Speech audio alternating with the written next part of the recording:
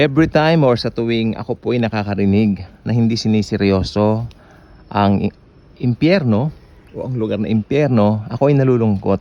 Because some people, kaya po ako biglang nag-vlog, some people are doing it for fun. Like for example, they're saying a lot of things about hell and they're doing it for fun. Parang hindi nila siniseryoso yung katotohanan na talagang meron pong lugar na ganon. In fact, tuwing Halloween makikita po ninyo, nagko-costume sila ng parang demonyo, mga ganyan. You know what really strikes me sa mga ganitong mga pangyayari sa panahon natin ngayon? Parang masyado nang napulyot. Alam niyo yung polluted na po yung utak ng mga tao ngayon na hindi mananampalataya, na para mga robot na po sila. Even when you share the good news of the Lord Jesus Christ, deadma. We tried before to explain the importance of the Lord Jesus Christ to one person. Talagang walang I can call it walang interest. Sabi ko, wow, last days, no? Last days. Pero kung talaga naman pinili yung taong yon, kasi ang pagpili talaga, election yan eh. I believe in the election. No? Yung hindi pa nangyayari, no? Inelect na po tayo. Pinili na po tayo from the beginning. 'Di ba? So, tayo po ay mapalad sa katotohanan na 'yan. Sapagkat bago pa lalangin ng mundo, lahat ng maboborn again, lahat ng makakakilala sa Panginoong Hesukristo, pinili na po ng Diyos Ama. That's something na hindi natin makayang tarukin, ang kabutihan ng Diyos sa buhay natin. Kaya nung nakakilala tayo kay Jesus, talagang wow, talagang super glorious that we know na maputol man ang buhay natin dito sa lupa, continuous po yan, hindi po napuputol ng kamatayan. Iba-iba ang situation ng Kristiyano, oo. Meron pong mga Kristiyanong okay, merong Kristiyanong ganito, may Kristiyanong ganyan, may Kristiyanong ganon, pero lahat tayo nagmamahalan bilang magkakapatid kay Kristo Jesus.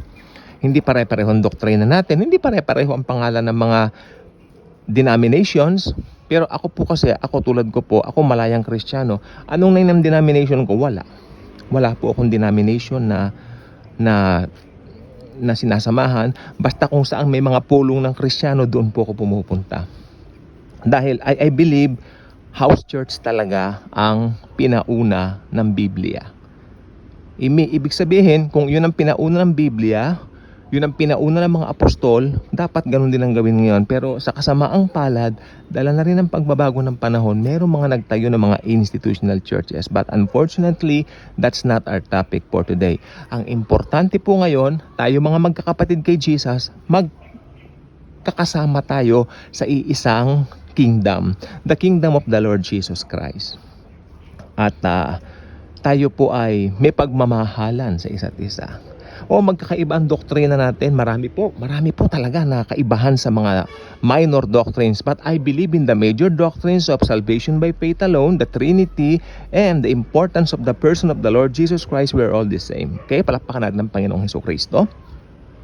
Ngayon, yung mga hindi mananampalataya ng Panginoong Hesukristo, sila po ay makikita po natin na ang lakad o ang takbo ng kanilang mga buhay ay totally taliwas sa kung ano ang sinasabi at iniibig ng Biblia na lakaran ng tao. Ang buhay po nila ay talagang patungo sa distraction, patungo kay Satanas. So, ang mga tao na papunta sa impyerno, kung tutuusin, sino po bang papunta sa impyerno? Lahat ng taong pinanganak sa mundo papunta ng impyerno kung tutuusin. Tignan po niyo yung logic. All have sinned. Di ba? All have sinned.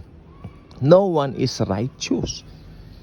No, not even one, sabi ng Bible. O ibig sabihin, lahat papunta ng impyerno sapagkat lahat nagpuproses ng Adamic nature na minanapan natin kay Adam, ang ating unang ama, our first father. So, kung titignan mong mabuti yan, just analyze it from the bottom. Makikita mo yan. Ibig sabihin, maski maliit na bata pa lang, may sin nature na At kung lumaki ang batang yan at nagkaroon po siya ng tinatawag na age of accountability, or should I say dumating siya roon sa age of accountability na pinabayaan niya yung katotohanan, dapat niya makilala si Jesus at hindi niya tinanggap si Jesus, pag namatayan pupunta yan ng impyerno. Ngayon may nagtanong sa akin practically, ilang taon yung pwedeng pumunta sa impyerno? Aba, halimbawa yung bata ay 9 years old, may alam na siyang tungkol kay Jesus, tinanggihan niya, may isip na yan, ba? Pwede na pumunta ng impyerno yan. Huwag mo sabihin malit na bata lang yan. Hindi. Ang pinag-uusapan natin, age of accountability. Yung mga teenagers na namamatay na hindi tumanggap kay Jesus, nasa impyerno na yan. Ang vlog po natin, totoo. Hindi po ako yung nagko-compromise. Hindi ako nagko-kompromiso. Okay? Ngayon, kung mapalad ka naman talaga, pero malungkot din, like for example, yung katabi ni Jesus na magnanakaw, Panginoon, alalahanin po ninyo ako kapag ka naghahari na po kayo. Doon at doon lang niya hiniling ng kapatawaran yung mga kasalanan niya. But, ang kabutihan ng Panginoong Jesucristo nag-uumapaw sapagkat niligtas niya yung magnanakaw na katabi niya. Samantala yung isa, tinutuyan niya si Jesus. Napahamak yun sa impyerno. Nasa Hades po siya ngayon. Wala pa naman po yung Gehenna, yung dagat-dagatang apoy. So, anong mangyayari nga po pala? Pag namamatay ang tao, para na akong sirang plaka, prito pat okay lang. Pag namamatay ang unbeliever ngayon, what happened?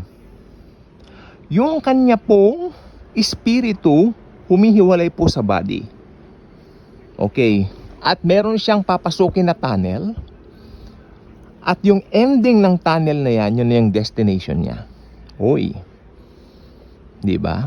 So, yung ending ng tunnel ng hindi mananampalataya, yun po yung Hades. Walang katapusang kadiliman yung Hades. Ang Hades ay puno ng kalungkutan, ang Hades ay puno ng paghihinagpis, ang Hades ay puno ng pagsisisi na sana nung lifetime nila tinanggap nila ang Panginoong Hesukristo. Lamang ang nangyari, napabayaan nila ito. Dala ng material na bagay, tagumpay sa buhay, mamahaling kotse, mamahaling mga bahay, gusali, building, eroplano. Siguro iba may eroplano. Yung iba naging CEO. Yan. Yung iba naman ay naging tanyag na mga tao o mga famous. So, walang lugar ang Panginoon sa buhay nila. Tama. No. Yan naman kinasapitan nila. Yan ang kanilang kalungkutang kinasadlakan. Ang impyerno. But isa lang po ang remedyo sa impyerno. Ang Panginoong Hesukristo. Ngayon, anong ginagawa nila sa Hades? Ang ginagawa po nila sa Hades ngayon ay sabi ko nga po, puno ng kahinagpisan sa kanilang kinasapitan dahil tinanggihan nila ang nag-iisang tagapagligtas, ang God of Gods na si Lord Jesus Christ. Ngayon, pagkatapos nila sa Hades, meron bang susunod na hakbang? Abay, oo.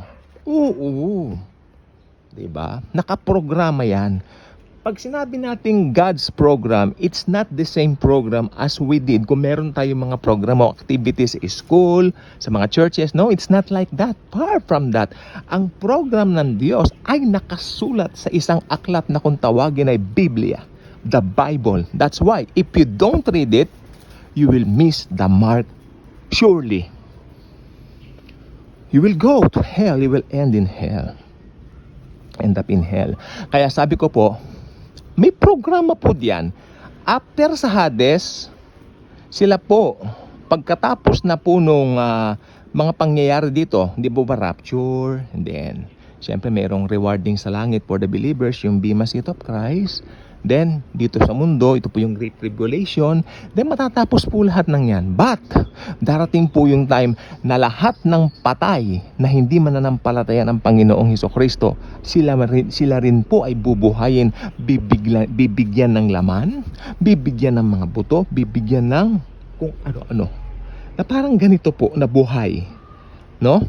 At sila po ay haharap, sa white throne judgment. Ito po yung hukuman ng Panginoong Hesukristo para sa hindi mananampalataya. Si Jesus po yung nakaupo doon sa white throne. Lahat ng mga tao na hindi mananampalataya ay itatapon niya sa isang lugar na kung tawagin ay Gehenna. Ano po ba ang Gehenna? Ang Gehenna po ay lake of fire. Dagat-dagatang apoy. At ang sabi ng Biblia sa aklat ng Revelation chapter 20 or 21, I'm not sure, nakalagay po doon na Siya ay pahihirapan ng walang hanggan. No? Araw, gabi, walang hanggan. Continuous the cycle. Ikot, ikot, paikot, ikot, paikot, ikot. Continuous the cycle. While the born-again Christians are so happy in heaven with the Lord Jesus Christ Himself. Napaka-sweet. I love it. I love that church, no? So, may panahon pa. May panahon pa para maligtas. The moment is now. Do you want to pray a simple prayer with me? Regarding, to accept the Lord Jesus as your very own personal Lord and Savior? If the answer is yes, malugod kitang inaanyayahan sa dasal na ito. Father God in heaven, thank you for sending Jesus to die on the cross for my sins. Father God, I know that I am a sinner. I know that I need a Savior. And I now believe in the Lord Jesus Christ as the only payment for my sins. Lord Jesus, come into my heart, come into my life right now. Be the Lord and the Savior of my life, my personal Lord and Savior, I mean. And please drive me from now on. Be the driver of my life, pilot my life, be the pilot of my life. Thank you, Jesus, for making me a child of God. Holy Spirit, thank you for sealing me the seal of ownership. Mahal na mahal po ninyo ako. Kaya sa simula pa lang po, kami po ay inilek na po ninyo. I believe in the doctrine of election, Lord, dahil ginawa po ninyo yan sa amin. Predestined mo na po kami. Salamat po. Thank you, Jesus. Thank you, God the Father. Thank you, God the Holy Spirit. God the Father, God the Son, God the Holy Spirit, our God is 3 in 1. Thank you very much for sending Jesus into my life. In Jesus' mighty name I pray. Amen. If you just said or pray that simple prayer, I believe you got born again. You got saved. Start reading the Bible. It's a delight to read the Word of God. It's a delight to know how Jesus gave His wonderful life for you in order for you to have life, not only eternal life in heaven, but also an abundant life here on earth while we're here. Kaya dapat alam po natin yan. Okay? And congratulations. If coming from the heart, you just prayed that simple prayer I just said a while ago, congratulations and welcome to the family of God, sapagkat ito po ang pamilya, no? Ito ang pamilya na talagang maglalast forever. Alam po niyo, wala pong forever sa lupa. Sabi nila pag may kinakasal, you are my forever. May nakita kong post sa Facebook, you are my person forever. That's wrong. Our person forever is the Lord Jesus Christ only. Yung mga asawa natin, mga anak natin, lahat po yan maghihiwalay po tayo pagdating ng panahon. But si Jesus, mananatili. Yung mga love team na, syempre, hindi naman tayo nahuhuli sa mga balita. Yung mga love team na nagkahiwalay na yan, talagang walang forever dyan. No? Ilagay natin ang ating puso at isipan doon sa totoong forever, ang Bible. Sapagkat sabi ng Bible sa John chapter 1 verse 1, in the beginning was the Word, and the Word was with God, and the Word was God. And kung talong ka ng 14, paborito ka to, and the Word became flesh and dwelt among us. Kung titignan po ninyong mabuti, ang Word of God ay si Lord Jesus Christ. Okay? So if you have Jesus Christ, you have the Word of God within you. Start reading it. Enjoy it. Enjoy the Word, because ang Word of the Lord Jesus Christ punong-puno ng mga promises na pwede nating i-claim sa bawat araw ng ating buhay. Okay? So, if you are not yet a subscriber of this beautiful and wonderful channel, blessed channel rather, I invite you to do so. Click the notification bell, share this video, share the wonderful grace and the love of the Savior, the Lord Jesus Christ. Thank you po, and Jesus truly loves us all.